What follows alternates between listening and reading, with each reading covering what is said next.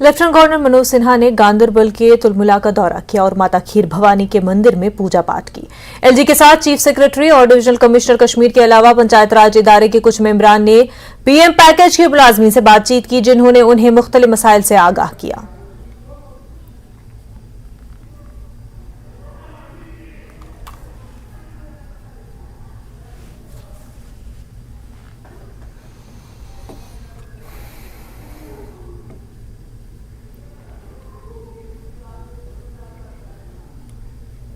श्रीनगर में G20 इजलास कामयाबी के साथ इख्तिताम पजीर हुआ। दुनिया के मुख्तलिफ ममालिक से आए मेहमान अपने साथ खुशगवार यादों को लेकर रवाना हुए।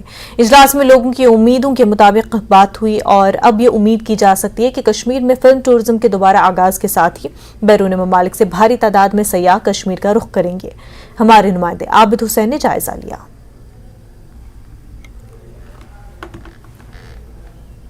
तो जम्मू कश्मीर में कामयाब G20 समिट हुआ और जो चैलेंज था वो कहीं ना कहीं कंप्लीट हुआ और जो मेहमान है वो अब वापस जा चुके हैं बिना किसी रुकावट के। हालांकि इंतजामिया ने पहले ही जो सिक्योरिटी है उसके कड़े इंतजाम किए गए थे और आज क्योंकि कल से जो ये मेहमान थे इनका जाने का सिलसिला वो शुरू हुआ था और आज जो बाकी मेहमान थे वो अब वापस लौटे हैं, क्योंकि इन मेहमानों के अलावा मुल्क से काफ़ी सारे मेहमान आए थे जो कल्चर से वाबस्ता है, फिल्म से वाबस्ता है, क्योंकि बात लगातार हो रही थी यहाँ पर फिल्म टूरिज्म को एक मरतबा फिर से बढ़ावा देने का। और जिस तरह से इस समिट में बात हुई तो अब कहीं ना कहीं लोगों को उम्मीद है एक मरतबा फिर से यहाँ पर बॉलीवुड और हॉलीवुड की फिल्में शूट होगी और जब वो शूट होगी एक तरफ से फिर से जो फॉरेन टूरिस्ट है वो यहाँ आएंगे और जब वो टूरिस्ट यहाँ पर आएंगे यहाँ के लोगों का रोजगार भी बढ़ेगा।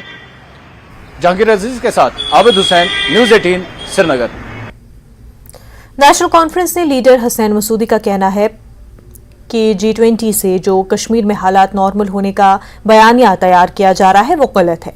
उन्होंने न्यूज़ 18 से बात करते हुए कहा कि 20 ममालिक में से किसी एक का भी टूरिज्म मिनिस्टर कश्मीर नहीं आया। 3 रोज़ा G20 समिट बिलाखिर इख्तिताम पजीर हुई और एक अच्छे नोट पे वो जो डेलीगेट्स है वो यहाँ से रुखसत हुए और हसीन यादों के साथ वो अपने अपने ममालिक जाएंगे। बहरहाल जिस तरह से गवर्नमेंट इसको एक बड़ी कामयाबी तस्वुर करती है और अपोजिशन जो लीडरान है उनका इस बारे में क्या रद्दमल रहेगा उस पर बात करने के लिए हमारे साथ इस वक्त मौजूद है नेशनल कॉन्फ्रेंस के सीनियर लीडर जो कि अभी रुकन पार्लियामेंट भी है, रिटायर्ड जस्टिस हसनैन मसूदी साहब। मसूदी साहब, खैर मकदम में आपका जानना चाहेंगे कि जिस तरह से एक खुशाइन पहलू ये है कि G20 समिट यहाँ पर खुश असलूबी से अंजाम पाया, तो क्या समझते हैं आप, किस हवाले से आप रिएक्ट करें? देखिए, जहाँ तक G20 की सरबराही का ताल्लुक है, जो मुल्क को सरबराही हासिल हुई और उसकी मेज़बानी का जो शरफ है मुल्क को, उसके बारे में तो कोई किसी को एतराज़ नहीं हो सकता है। लेकिन अगर आप इसको अगर आप बनाएंगे एक नैरेटिव बिल्डअप कर नॉर्मल सी नैरेटिव बिल्डअप करने के लिए अगर इस वसीला बनाएंगे तो जाहिर सी बात है हमारे एतराज़ होगा। आप बेहतर जानते हैं जो मुंदबीन आए, मुझे नहीं लगता 20 ममालिक में से एक मुल्क का भी टूरिज्म मिनिस्टर आया, बल्कि आपने उनके यहाँ पर जो काउंसिल खाने हैं, उनके यहाँ पर जो हाई कमीशंस हैं या जो एम्बेसी वहाँ के एक दूसरे दर्जे तीसरे दर्जे की जो क्लास है उनको यहाँ के ले आए और उनको कहा कि ये मुंदबीन है। मुझे नहीं लगता अभी तक मुझे एक हमारे सिंगापुर के जो सफीर थे वो भी मुकीम है यहाँ क्या नाम है दिल्ली में, और जो कोरिया के वो भी मुकीम है दिल्ली में। मुझे नहीं लगता कि बाहर से मुल्कों से कोई जो पॉलिसी मेकर्स हैं, जो प्लानर्स हैं, उनमें से किसी की शिरकत हुई और हम इसको रिजल्ट ओरिएंटेड नहीं कह सकते। कोई कामयाबी का मुझे नहीं लगता है कि कोई कामयाबी हुई है ये सब। अब जो भी है वो भी है। मेरा ये होगा कि इस बयाने को अगर आप बना रहे हैं तो बयाने की जरूरी है कि आप इसको जो अवाम को, उन अवाम की आप नुमाइंदे एक सरकार दी। न्यूज़ 18 के लिए आफाक शाह के साथ मुदस्सिर कादरी, श्रीनगर। वहीं पीडीपी लीडर वीरेंद्र सिंह सोनू का कहना है कि G20 की जिस तरह से तशहीर की गई वैसी कामयाबी नहीं मिली। वफूद को मुंतखब लोगों से मिलवाया गया। कश्मीर सिर्फ श्रीनगर तक महदूद नहीं है। G20 में लोगों की परेशानी पे कोई बात नहीं की गई। G20 वर्किंग ग्रुप की 3 रोजा बैठक श्रीनगर में पुरअमन तौर पर इख्तिताम को पहुंची। इस बारे में पीडीपी का क्या रद्द अमल है, हमारे साथ बातचीत करने के लिए मौजूद हैं पीडीपी के स्पोक्स पर्सन वीरेंद्र सिंह सोनू। ये जो G20 की वर्किंग ग्रुप की मीटिंग यहाँ पर थी कश्मीर में, तो जिस तरीके से पिछले 2-3 महीने पे इसकी हाइप बनाई जा रही थी मीडिया में, या जिस तरीके से इसको एडवर्टाइज किया जा रहा था, लेकिन जब हुई तो देखने के लिए मिला कि सारी सिक्योरिटी के साए में हुई है।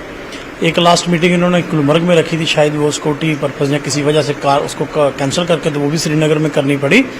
तो मुझे लगता नहीं है कि जिस तरीके से एडवर्टाइज की गई थी ऐसा कोई फायदा कोई जम्मू कश्मीर को देखने को मिल रहा है।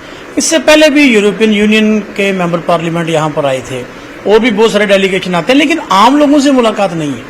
आप देखिए कि सिलेक्टेड लोगों से उनको बुलाया जाता है, तो सिलेक्टेड जगह पर वो जाते हैं। तो जम्मू कश्मीर का कोई इसमें कोई भला होने वाला हमें तो नजर कोई आया नहीं। ये ऐसे है कि जब मैं भी कहीं जाऊंगा या मुझे सरकार कहीं ले जाएगी तो बात तो वही करनी। मैं कह रहा हूं कि वो कितने लोगों के साथ मिले हैं।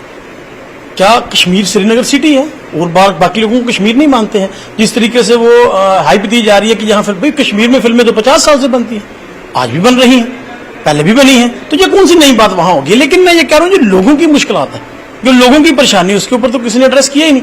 उसके ऊपर तो कोई बात नहीं। दूसरी बात मैं पहले भी ये आपसे कहता हूं, अब भी कह रहा हूं कि ये इससे पहले भी पिकनिक स्पॉट चलता है, पिकनिक के बहुत सारे लोग आते हैं चले जाते हैं। दूसरी जानिब बीजेपी के सीनियर लीडर कुवेंद्र गुप्ता ने G20 इजलास को बहुत कामयाब करार दिया और कहा दुनिया ने जाना कि कश्मीर के हालात बिल्कुल नॉर्मल है। G20 इजलास उन लोगों के लिए तमाचा है जो कश्मीर के खिलाफ आवाज उठाते हैं। ग्रुप की 3 दिन की बैठक शांतिपूर्ण माहौल में संपन्न हुई। इस पर भारतीय जनता पार्टी का क्या टेक है और इसके साथ साथ जो अपोजिशन पार्टीज है, यहाँ की नेशनल कॉन्फ्रेंस है PDP, जो उन्होंने इस बारे में कुछ सवाल खड़े किए हैं, उस पर भी रिएक्शन जानने की कोशिश करेंगे। हमारे साथ मौजूद हैं जम्मू कश्मीर के पूर्व उप मुख्यमंत्री कुवेंद्र गुप्ता। कुवेंद्र जी, आपसे ये सबसे पहले ये रिएक्शन जानना चाहेंगे कि जिस तरह से ये मीटिंग संपन्न हुई है एक शांतिपूर्ण माहौल में, कैसे देखते हैं आप कितनी बड़ी जीत है? देखिए, साफ बात है कि 370 के बाद जो केंद्र में भारतीय जनता पार्टी की सरकार जो इच्छा शक्ति से काम करती है, ये उसकी भी सफलता का मेन कारण है। और हम ट्रांसपेरेंसी चाहते हैं और विश्व को हमने दिखाया है कि कश्मीर का माहौल पहले से कितना बदला है। पहली सरकारें हमेशा से कश्मीर का मुद्दे को ये लेकर के इंटरनेशनल फोरम्स पर डिफेंसिव हो जाती थी, लेकिन हम खुद उनको बुला करके ये हमने दर्शाया है कि कश्मीर की परिस्थितियां सुधर गई हैं, कश्मीर भारत का अभिन्न अंग है। अब ये उनके मुंह पर तमाचा है जो समय समय पर इस प्रकार की कश्मीर के खिलाफ आवाज उठाते थे। मुझे लगता है कि सफलतापूर्व ये जो संपन्न हुआ है, इसमें हमारी एडमिनिस्ट्रेशन का, केंद्र सरकार का और हमारे सुरक्षा बलों का एक बहुत बड़ा रोल है। आज जो करोड़ों की तादाद में वहां पर टूरिस्ट आ रहे हैं, इस बात के प्रमाण है कि वहां पर परिस्थितियां सुधरी हैं। आज वहां पर पत्थरबाजी नहीं है, आज वहां पर मिलिटेंट्स के जनाजों में लाखों की तादाद में लोग नहीं जाते, आज वो मस्जिद से भारत के खिलाफ ऐलान नहीं किए जाते, पाकिस्तान के झंडे नहीं चढ़ते, तिरंगा शान से फहराता है। ये उनको भी ये समझ आनी चाहिए।